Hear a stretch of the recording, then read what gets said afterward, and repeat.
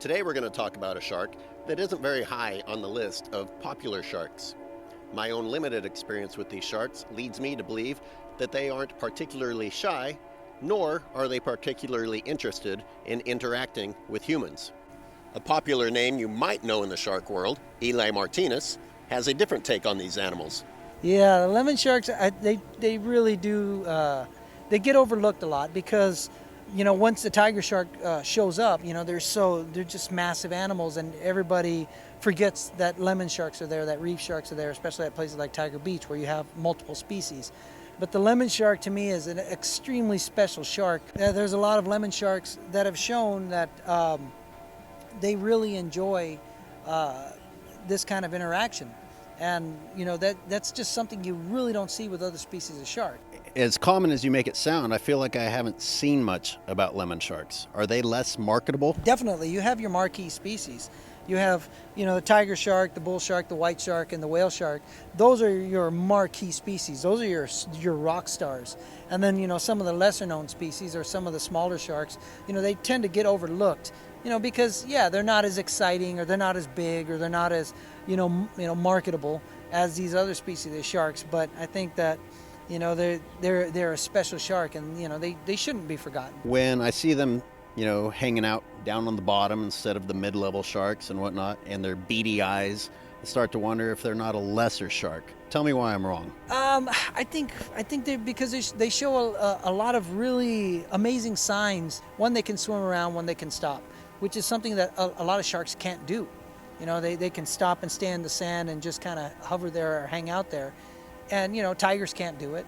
And white sharks can't do it. So here is, what would be, I guess, considered a lesser shark, and yet it has the intelligence to know how to do this, or the evolutionary traits to be able to do this. And then it also is a shark that enjoys interaction, that seeks out interaction.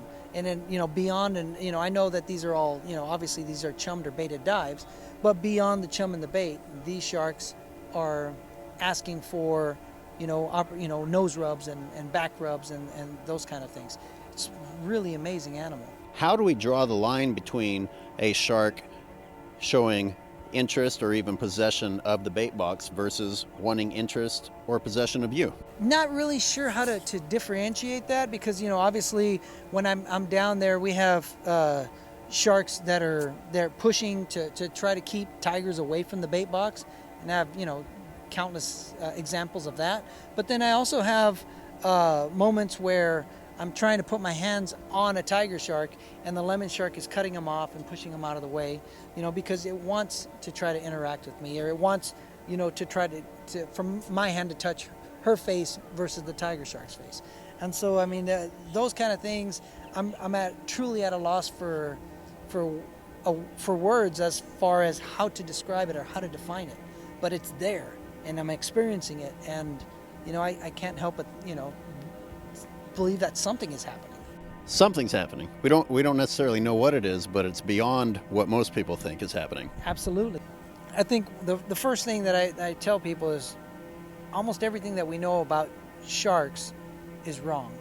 Like there's so much more to understand. There's so much more to learn, and these sharks are trying to talk to us, but most of the time we're too stupid to understand. But these are like moments in time that these sharks are sharing with us, and I feel like as part of my job is to try to see if I can get it out there and show people how amazing these animals are and what the potential is. Because at the end of the day, people save what people love.